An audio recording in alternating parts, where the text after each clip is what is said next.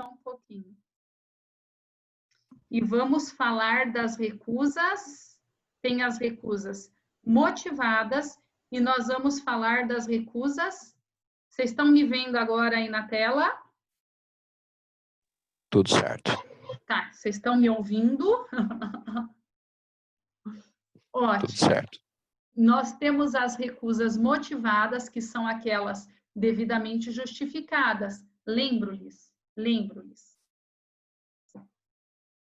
O jurado é advertido antes da suspeição, ele é advertido antes do impedimento, mas ele pode quedar inerte. Nesse caso, caso ele quede inerte, aí não há problema nenhum em que Ministério Público ou defesa ou assistente de acusação simplesmente evoque ali a recusa motivadamente. Fala, ó, ele é suspeito por isso, ó, ele é impedido por isso.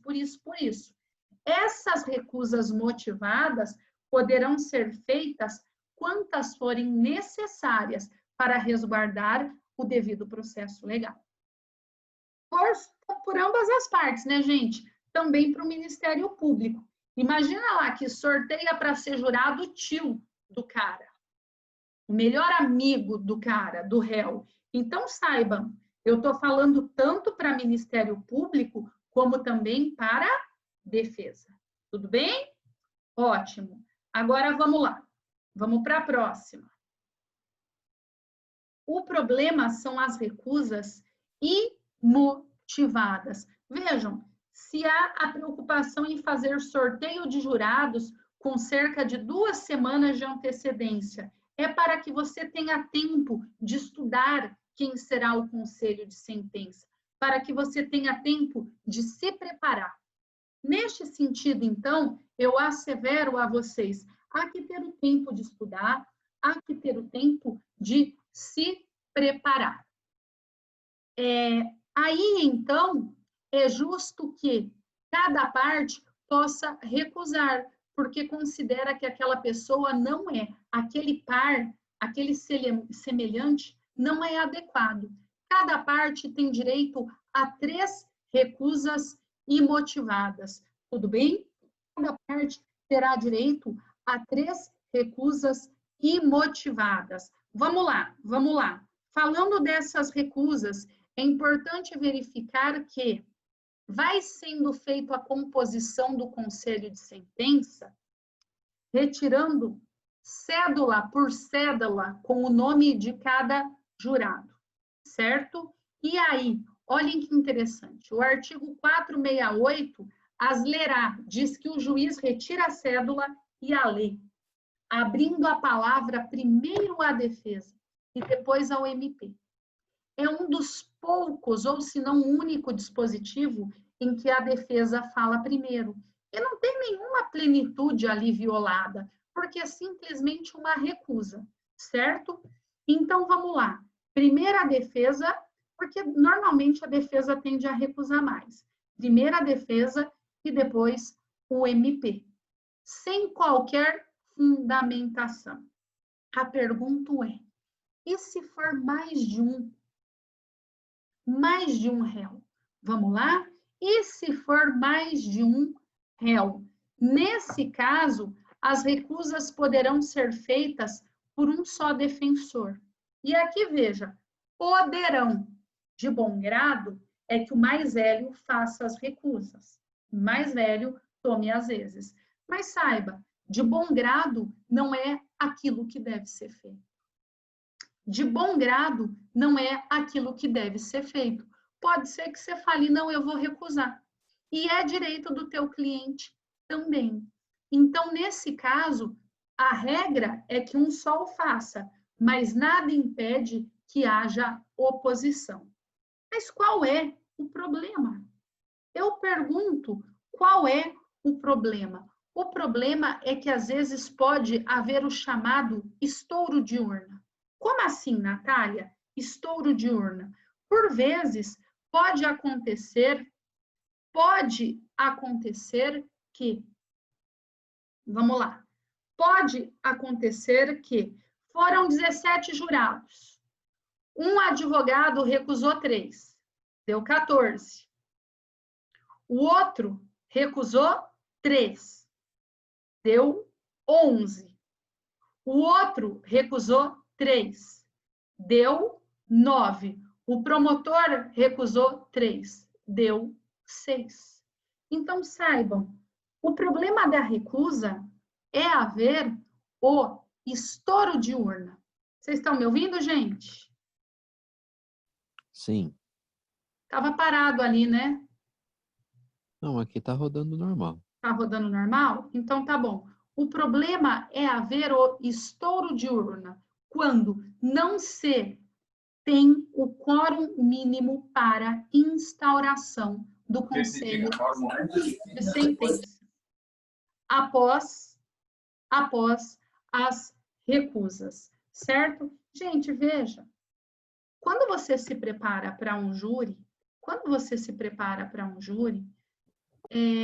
você nem tem, ainda mais se o cara está preso, interesse em atrasar, porque é uma preparação, desculpa, do cacete. Você tem que estudar tudo, você tem que preparar o que vai falar, etc.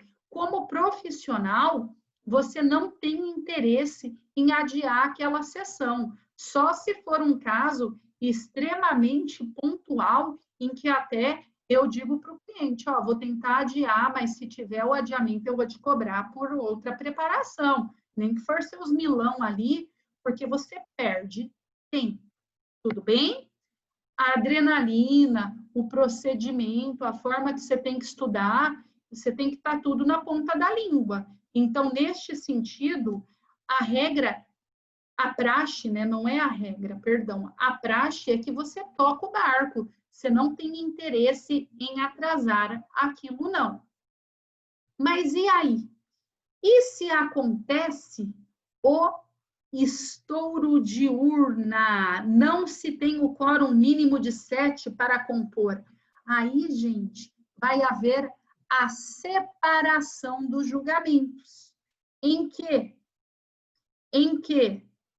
nesse caso, a separação dos julgamentos. Será julgado em primeiro a quem foi atribuída a autoria do fato ou então o critério de preferência disposto no artigo 429.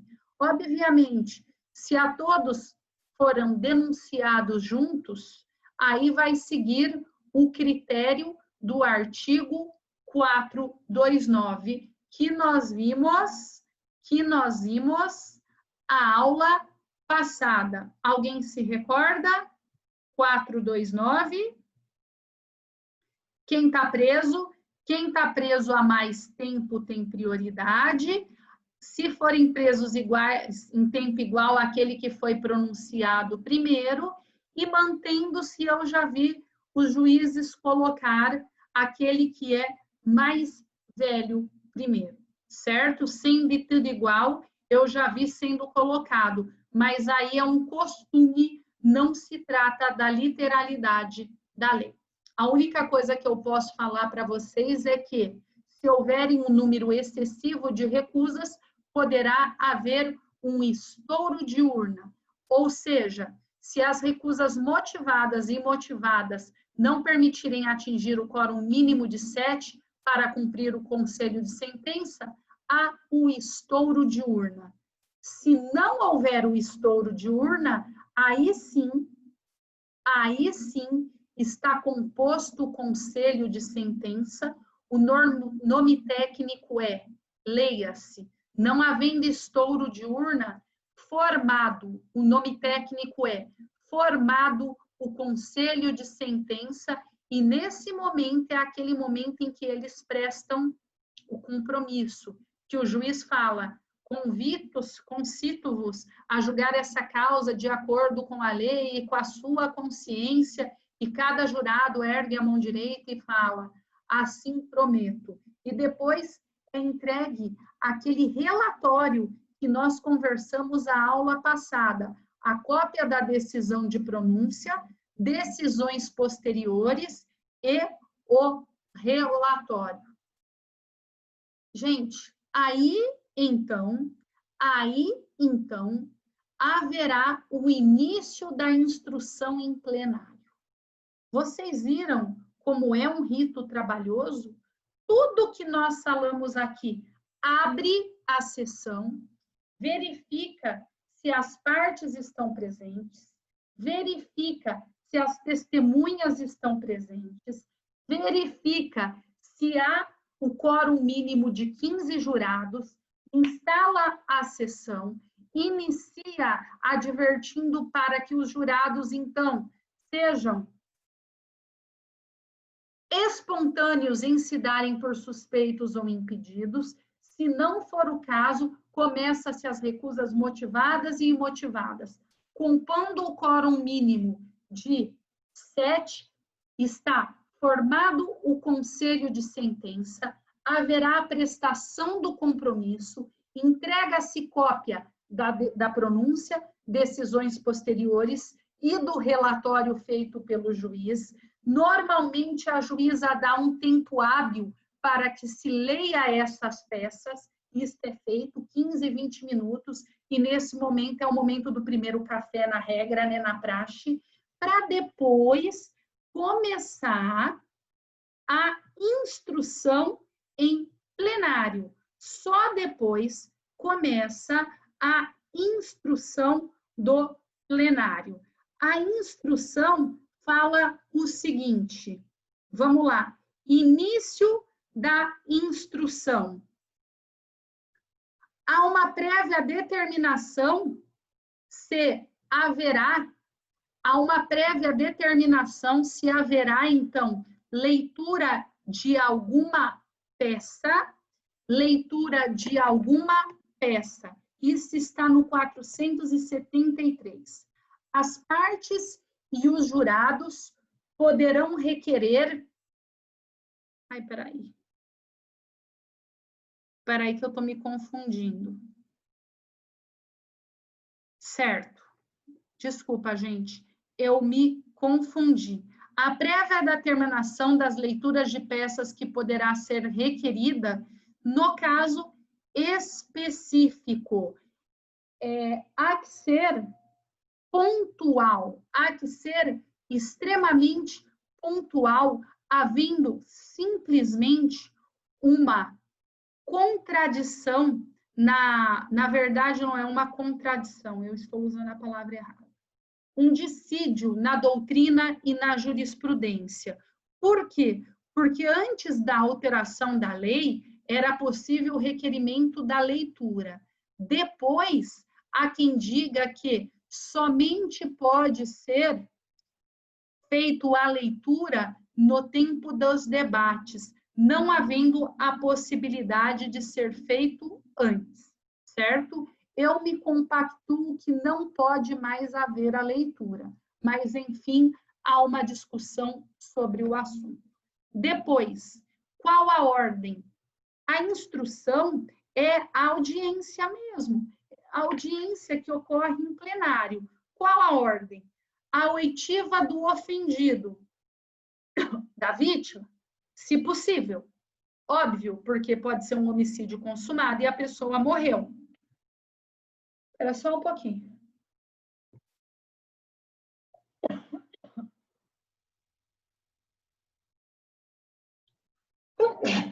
Perdão. Testemunha de acusação e de defesa. Testemunha de acusação e de defesa. E vejam, aqui há uma alteração. Testemunha de acusação e defesa. Aqui entende-se que quem pergunta primeiro é o juiz-presidente e depois as partes. Por quê? Porque o juiz tem que primar que a instrução seja feita não para ele próprio, em que é técnico, em que estudou, mas que a instrução seja feita pelo conselho de sentença formado por leigos. Neste sentido, então, vamos lá, Quem pergunta primeiro é o juiz, depois as partes. Os jurados, por fim de cada um, pode fazer perguntas, mas eles fazem por meio do juiz presidente, que aí, então, repercute a pergunta para as testemunhas ou para as outras partes. Vamos lá, então? Ofendido, testemunha de acusação, testemunha de defesa. Tudo bem? Aí é possível acariações, reconhecimento de pessoas e coisas, oitiva dos peritos e interrogatório do acusado. Interrogatório do acusado. Segue a mesma ordem, praticamente. A única coisa é que as perguntas são feitas de maneira diferente, certo? Terceiro, consideração. Argumento de autoridade. Argumento de autoridade. O que é isso? Isto quer dizer que a condenação deve buscar provas para que peça a procedência da denúncia. A acusação deve buscar provas para pedir a procedência da denúncia. A condenação deve ser pautada em provas, jamais por argumento de autoridade. Isto quer dizer, olha, eu sou promotor de justiça, eu sei o que eu falo, eu já vi isso, eu vi. Calma, gente, calma. Deverão haver condenação com base nas provas, devendo ser afastado argumentos de autoridade. Argumentos de autoridade. Um argumento de autoridade forte é o pensamento do juiz. O pior argumento de autoridade é o pensamento do juiz. Porquanto, vejam, no tocante à leitura de decisão de pronúncia ou outras subsequentes, é vedado. Por quê? Porque ela é pautada em argumento de autoridade. E vocês sabem que a pronúncia, ela não faz a depuração do contexto probatório. Ela simplesmente, a pronúncia, ela não faz ali uma apreciação pormenorizada. Ela só busca remeter ao tribunal do júri, no segunda fase, conselho de sentença, que é os juízes competentes, ou improcedente. É isso que ela serve. Ela não serve para condenar. Então, tem vezes que o promotor fala, olha, eu sou promotor, eu gosto da condenação, eu sei o que eu falo, mas o juiz assim também decidiu. E vocês querem melhor do que o juiz? E aí lê a sentença de pronúncia. O jurado é influenciado pela leitura. Nesse momento, aí está falado, está demonstrado o argumento de autoridade e é nulo, certo? É nulo. Outra coisa que também é vedado como argumento de autoridade é o réu está algemado. Se ele não fosse perigoso, ele estava solto. Aí, gente, argumento de autoridade. A influência do jurado não é pela prova, mas é por outro fator alheio. Também é proibido. Também é proibido. Outro argumento de autoridade é o silêncio. Ah, o réu ficou em silêncio, ele é culpado, ele nem teve coragem de ser interrogado. O silêncio jamais pode ser interpretado contra a pessoa, porquanto todos estes correspondem à nulidade, são os denominados argumentos de autoridade. Isto quer dizer que o pedido de condenação deve ser com base em prova, jamais por argumento de autoridade. Exemplo, algema. Exemplo, silêncio. Exemplo, sentença do juiz. Obviamente que, a título de curiosidade, obviamente que é possível a interpretação extensiva, né, de argumento de autoridade. Uma vez, eu vi um júri em que, eu vi, não de ver, né, mas eu tive acesso, o promotor falou assim, olha, eu não tenho prova nenhuma, mas eu sei que o réu é culpado. Eu aqui, como promotor, eu tenho a falar para vocês que efetivamente eu não tenho prova. Então, eu vou deixar na consciência de vocês. Mas saibam, se eu fosse o 8º jurado, eu condenava. Olhem, em que pese não esteja aqui o promotor como argumento de autoridade, ele o fez. Ele fala, eu não tenho prova, mas se eu, promotor, fosse o 8º, eu condenava. Nulidade. Argumento de autoridade. Tá bom? Vamos lá. E depois, gente, começa efetivamente cada um dos debates. Para que não acumule, eu já quero passar para vocês. Conforme eu estou fazendo, fiz também no semestre passado. Primeira pergunta que vai integrar a minha formativa.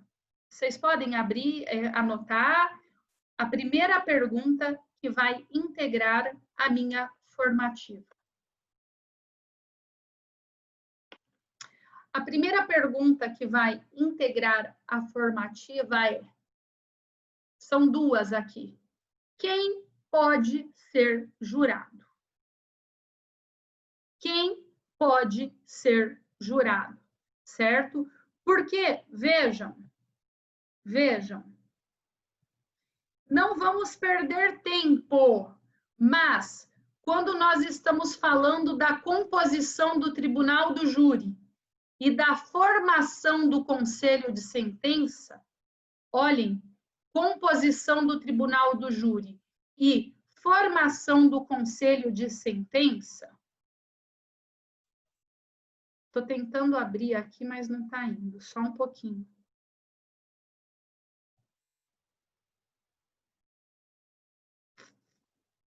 Não está indo, não sei o que está passando. Vou tentar de novo. Tá, eu vou ler para vocês. Estamos no seção 9, da composição do tribunal do júri e da formação do conselho de sentença. Aqui fala que o júri é composto por um juiz togado, que é o juiz presidente, e 25 jurados, que serão sorteados dentre os alistados, e 7 que constituem o conselho de sentença. Então, cada sessão de julgamento, ela é composta pelo artigo 447. O tribunal do júri é composto por um juiz togado, isso cai em prova, seu presidente e 25 jurados sorteados, dentre os alistados, sendo que destes 7 compõem sessão em cada sessão. Agora, lembra que eu falei para vocês que antes de começar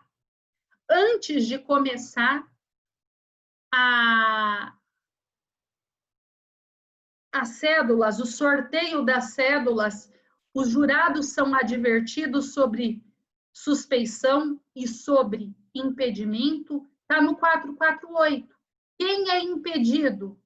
Marido e mulher, ascendente e descendente, sogro, genro ou nora, tio e sobrinho, padrasto, madrasto ou enteado, e em relação às pessoas que são reconhecidamente união estável como entidade familiar. Também não podem servir quem tiver funcionado em julgamento anterior do mesmo processo que por alguma razão tenha sido anulado, no caso de concurso de pessoas, ou seja, o processo foi desmembrado, jogou um e depois jogou o outro, quem tiver integrado o conselho de sentença anterior, quem tiver manifestado prévia disposição para condenar ou absolver o acusado, impedidos também por parentesco e etc. Mas vejam, nós temos antes disso também, olhem que legal, seção 8ª, a partir do 436, da função do jurado, o serviço do júri é obrigatório, sendo feito alistamento por pessoas maiores de 18 anos com notória idoneidade. E aqui fala que a recusa injustificada ao serviço culmina em multa de 1 a 10 salários mínimos, de acordo com a condição econômica, e aí fala quem está isento, quem pode recusar, por qual razão, no que constitui essa presunção de idoneidade e etc. Então, eu quero que vocês leiam para mim do 436 até o 446 e falem quem é alistado e quem pode compor o conselho de sentença, quem pode ser jurado. Tudo bem? Detalhadamente. E depois, ainda fazendo alusão aos jurados, eu quero que vocês me falem no que consiste o desaforamento e suas hipóteses. Está tudo no código. No que consiste o desaforamento e suas hipóteses. Obviamente, professora, é para amanhã? Não. Não. Mas, gente, já abre o código, já dá uma lidinha para amanhã, para vocês já irem pegando o fio da meada, tá bom? Vocês vão estudando com a gente aqui, tá bom? Combinado? Então, por favor, eu tenho 40 participantes. Em 30 segundos, eu quero 40 ois aqui para eu fazer a minha chamada. Professora, Oi. por gentileza, a senhora pode formular novamente a primeira pergunta sobre quem compõe o júri, que vai do 436 ao 446? Posso. Na verdade, vamos lá, meu amigo. Só para eu anotar certinho.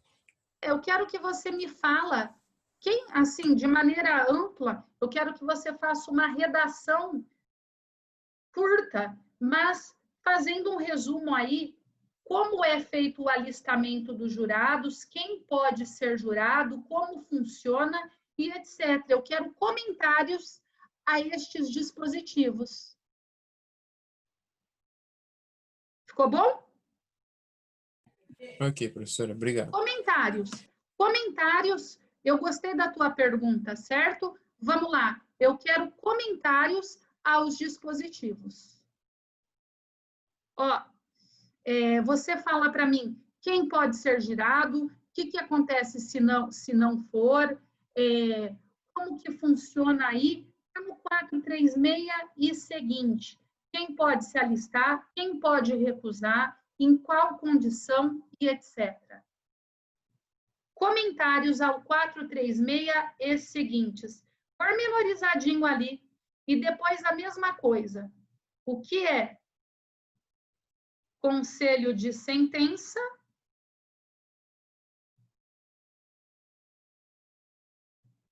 O que é conselho de o que é desaforamento e quais as suas hipóteses? Ok, professora, obrigado. Tá? Disponha. Estão liberados então, gente. Se alguém tiver mais alguma dúvida, eu fico mais um pouquinho.